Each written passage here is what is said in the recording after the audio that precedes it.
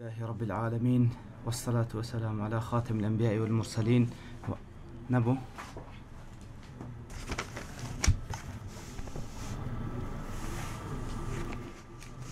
الحمد لله رب العالمين، والصلاة والسلام على خاتم الأنبياء والمرسلين وعلى آله وصحبه ومن دعا بدعوته واهتدى بهديه إلى يوم الدين. السلام عليكم ورحمة الله. برزا خوش حال لا تفسير سورة العاديات بخزمتان بقمو بما بست رزا من دي خواهي قول وهي وادان إيوي آزي استودي اللي والبقن إن شاء الله. أعوذ بالله من الشيطان الرجيم. بسم الله الرحمن الرحيم. والعاديات ضبحا فالموريات قدحا فالمغيرات صبحا فأثرن به نقعا فوسطن به جمعا. برزان خواهي قول سبحانه وتعالى لسرتاي أو سورة دا وكل تندين سورتي لكشبة قسم يقدس بيدكاتن ليردا أوي كواسوين دي بيد أخواتن والله أعلم وكزور بي مفسرين بوشي ويلي يقددنوا كوا خواهي قول سوين بأسب دخواتن إن زي كم آيات وكذا فرم والعاديات ضبحا كوا تسوين بو أسباني كوا تاودرن وهروها لكاتي تاودانكيان وبخيرا رويش نكيان ضبحا وتدبرمينن زالير دا ديارة أو دنجك وكوت من ضبحا التفسير كان بوشي ودفن بدوشي ولا يقدر دريت ولا لاين زمان وانيو طبعا عاديات واتا أو أسبانيك وزور بخيرا درون إتر ضبحا يكم معناك وبوشي ولا يقدر دريت وكو لناو كردواري خومان دالي أسب كاتك وزور خيرا برواتن لخيرائيان دميي واتا كو ما سيق لناو أو دا بروا هزبا وينكيكوا بهيج شويك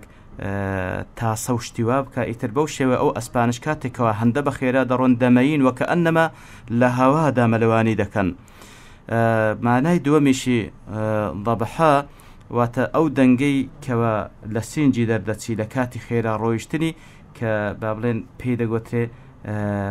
برم ياخد دا برمينيتن كواتا والعاديات ضبحا اگر بهردو معناش ليشي بدينوا ابري وكو معلومة لتفسير اگر كلمة ياخد جمليك دو مانا لخودا بقري او دو مانا يجدجي يكترنا بن دكري اتو هردو مانا جمع بكي لليك دانوي اتكي والله اعلم. اتل والعاديات ضبحا واتا قسم بو اسباني كوا زور بخيرات تاود دنو درون او جا لخيرا رويشتنيان ميينة وهروها دبرمينن واتبرما برم دكن لكاتي رويشنكيان. فالموريات قدحا واتا سوين بو اسباني لكاتيك داك هندا نالو بزماركاني جرسميان هندا بقوة لزويدة دنو لو برداني كوالا سر زويدة موجودا هندا بقوة بو بردانة دكوي لنتيجة دا آقري لي هالدستي لنتيجة دا آقريك لنوان أو سمي كوا بابلين أو نالي ولقل أو برد كوا بيدا كويتن شراريك آقريك لي بيدا دبيتن كأويج دلالة لسر قوة روشتني وأسبدكاتن. فالموريات قدحا فالمغيرات صبحا وهروها سوين بو أسباني كوا كاتكوا هيرج دبن لتكاتيك دا لبربيان دا. فالمغيرات صبحا لبربيان دا كاتكوا هيرج دبن فأثرن به نقعا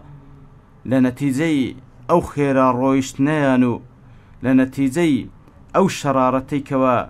دلالة لسر قوة رويشتنكيان دكا إتر بوشي ويكاتك وكومالك لو أسبدروا كومالك لو أسبان بيكو دورن فأثرن به نقعا تبوتوزة هالدستينن كوا كسي دجمن ياخد كسي برامبر كاتك ولا دورو تماشان دكا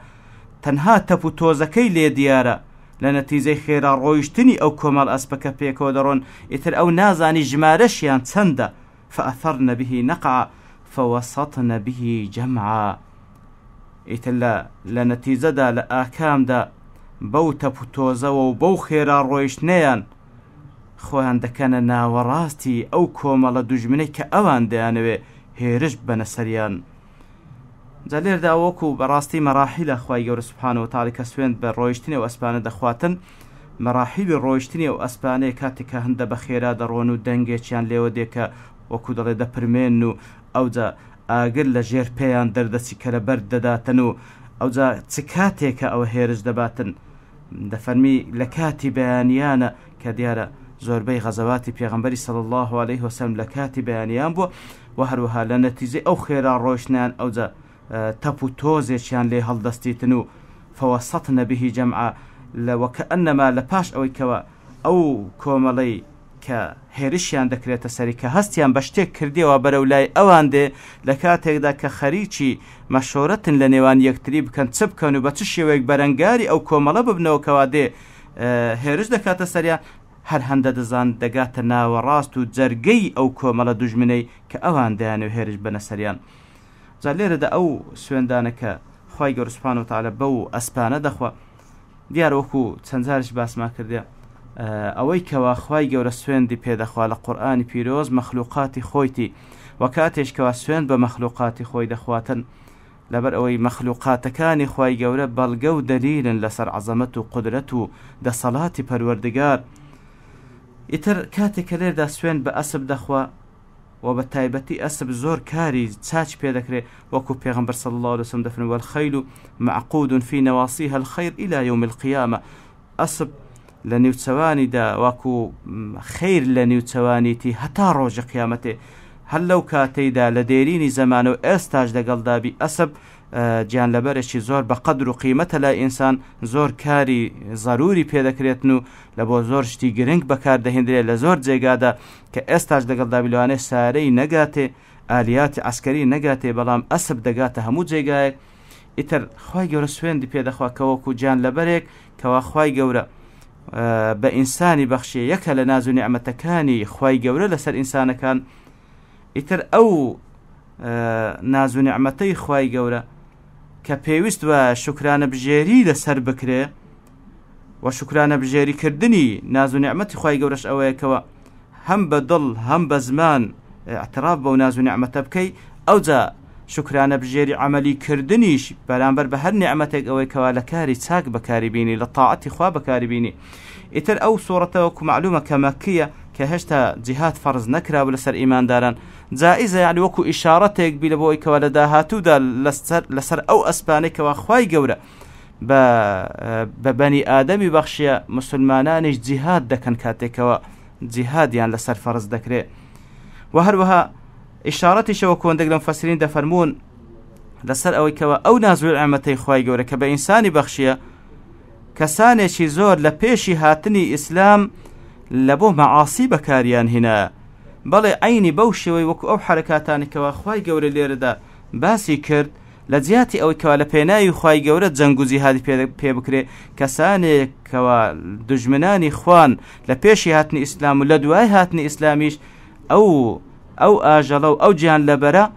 لە بۆ دوژمنەتی دینی خۆیان بەکارهێنایە لە بۆ هێرش بردنە سەر کەسانێکی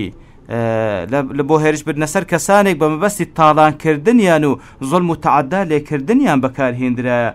ئیتر ئەوە یەک لە شێوازەکانی تیکەوە ناز و نیعمەتی خوای گەورە کە شکرانە بژێری ناکرێت بەڵکو کوفری پێدەکرێت لێە ئەو پێنج ئاەتەی یەکەم کەوا قەسەمە تەماشا دەکەین المقسم به ئەوەی کەوا دەفەرمی إن الإنسان لربه لكنود دەفەرمی بە تەئکید ئینسان بەرامبەر بە پەروەردگاری ناسوپاسە واتە سفلەیە لە جیاتی ئەوەی کەوا سوپاسگوزاری خوای گەورە بکە و شکرانە بژێری ناز و نیعمەتەکانی بکە بە پێچەوانەوە کوفری پێدەکا بەو ناز و نیعمەتە لە غەیری تاعەتی خوا سەرفی دەکا لێ وەکو گوتمان دەگرم فەسرین بەو شێوەی لێکداتەوە کەوا تەماشا ئەو ناز و نیعمەتە بکە کە لە جیاتی ئەوەی لە پێناوی خوا و لە تاعەتی خوا سەرف بکرێ ئەوە کەسانێکی زۆر لە غەیری مسلمانان بەوەی کەوا ئەو ناز و نیعمەتەی خوای گەورە لە مەعاسی بەکاردەین لە بۆ نەهب و سەلب و دزی و تاڵان و زوڵم و تەعەدا لێکردن لەسەر خەڵکانێکی بێتاوان بەکاری دەینن ئیتر إن الإنسان لربه لكنود کەوا یەک لە شێوازەکانی کەنودی و یەک لە شێوازەکانی ناسوپاسی و سفلەیی ئەو ئینسانە ئەوەی کەوا ئەو ناز و نیعمەتە کە بریتە لە ئەسب لغير جێگای خۆی بەکاری دەینی و لە تاعەتی خۆی گەورە بەکارنین بەڵکو لە مەعاسی بەکاردەینی ئەوجا وەقیس على ذلك لە پاشەوەش شتی دیکەش لەسەری قیاس بکە هەر ناز و نیعمەتێک کەوا خۆی گەورە پێی بەخشینە پێویستە شکرانە بژێری لەسەر بکەین لە تاعەت سەرفی بکەین ئەگەر بەو شێوە نەبووین ئەوە دیارە کەنودی ئینسان شاهدی لەسەر خۆمان دەین بۆکەوە ئێمە کەنودین ئێمە ناسوپاس و سفلین بەرامبەر بەخوای گەورە ئەگەر بێت و هەر ناز و نیعمەتێک کەوا خۆی گەورە پێی بەخشینە لە جیاتەوەی لە تاعەت سەرفی بکەین بەڵکو بە پێچەوە نەستەعین به على معاصی بیکەینە یارمەتی دەر و وەسیلەیەک لەو ئەوەی عسیان و سەرپێچی خۆی پێ بکەن والعیاذ بالله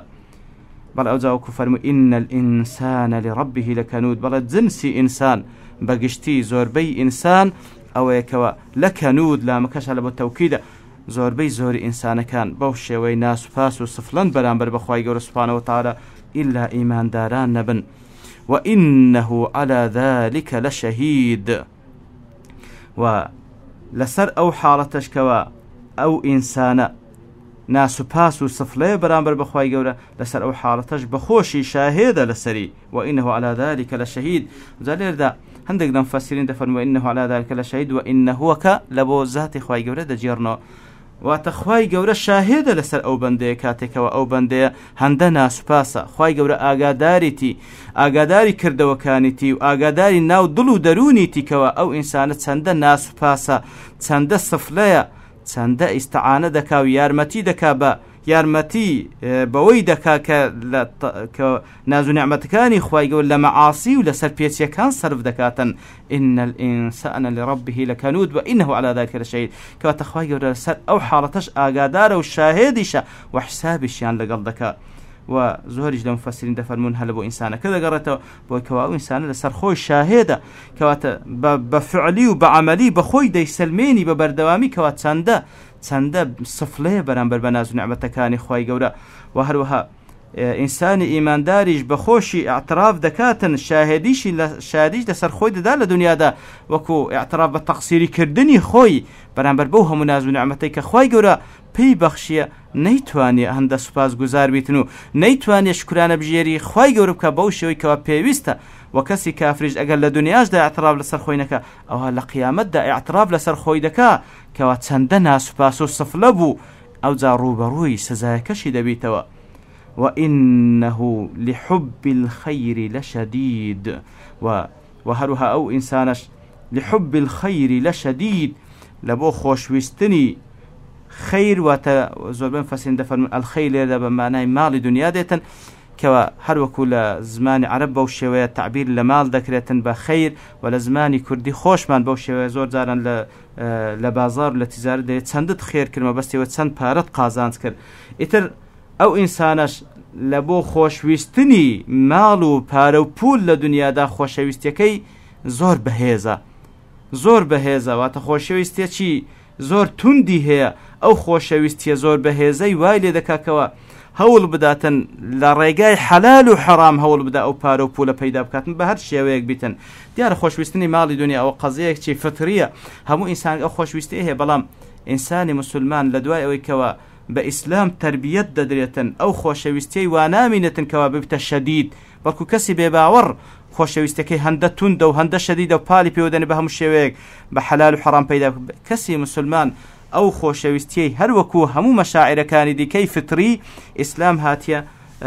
تەنظیمی بکاتن و زەبتی بکات بەڵێ ماڵی دنیای خۆش دەبێت با خۆشی بێ بەڵام تەنها لە ڕێگای حەلال پێویستە بەکاری بینی و خۆشویستنیش لە بۆ ماڵ دنیات دەبی ئەو هەندە خۆشی بێ تاکو ئەو ماڵەی لە تاعەتی خوای گەورە و لە خێر و سەدەقە سەرفی بکاتن نەوەک لە بۆ خودی ماڵەکەی خۆشی بێتن و کە بەڕاستی لە لای خوای گەورە بە هیچ شێوەیەک ماڵی دنیا نزیکت ناکاتەوە مەگەر ئەو ماڵە نەبی کەوا لە پێناوی خوا دەیبەخشی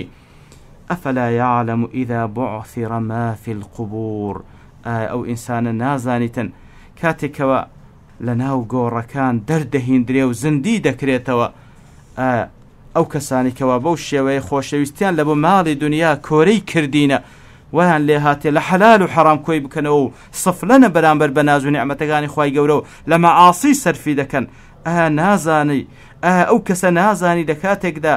کەوا لە گۆڕەکان دەردەهێندرێن و ئەوجا زندی دەکرێنەوە بعثرە دیارە بعثرە کە خوای گەورە سوبحانەهو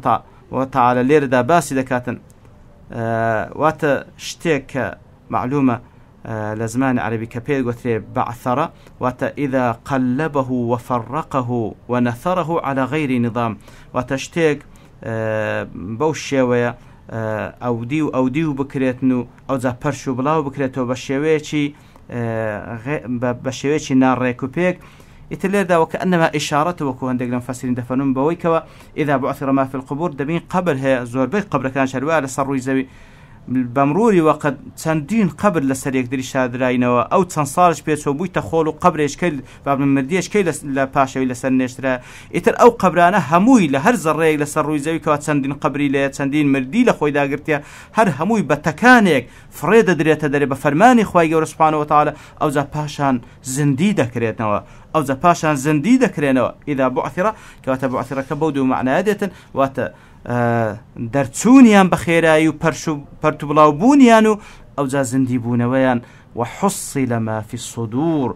وآشكرا وأوشت آشكرا دبي أويك لناو دليانا أو رازو أسرارو نهينياني لناو دليانا هموي آشكرا دبي وبدس دهندري للاهني خواي قوله سبحانه وتعالى كواتنوك هر كرده وكان حسابيان لقل دكري بل كنازو بنيازو نيتو أوشتاني لناو بابني وكو وسوسه وشتيج لناو دلو دروينيان با هموي خواي قوله بدس دين أو زا حسابيان لقل دكا لسر أو نازو لسر أو نيازو أو عواطفو أوشتان لو ضلوا درونيان بو بتشي ويك هرخوا بخوي دزاين سبحانه وتعالى يتلير دا وكأنما أويك لنا ضلوا درون وقايمة وهيج كسيق نايزاني وحصل واتبدس دهندري وهيج تيشي شاراوة نامين لنا وسينقو ضلوا درون دا أو إنسان كشف دبي لبو خواي قور سبحانه وتعالى هر وكل دنياش دا مكشوف بو بلام لبو خالتشيش كشف دبي لساحي محشر كارو كردوكاني وأسرار نهيني كاني هموي بدس دهندري إن ربهم بهم يومئذ لخبير بلا پروردگاريان لو روجدا زور آگادار پیان خبيرة وات آگادار بناوروچی کردوکانیان لو روجدا خول دنیاش دا خوای گور پی آگادار بو بلام کدا فرمیل بتایبتی لو روجدا تاوکو تیمام گینی آگاداری خوای گور بور دکاریی کردوکانو نیاز و اسرار او انسان لپاشي أو حساب كتابي لقل داده خيور فناماندا سبحان ربك رب العزة عما يصفون وسلام على المرسلين والحمد لله رب العالمين.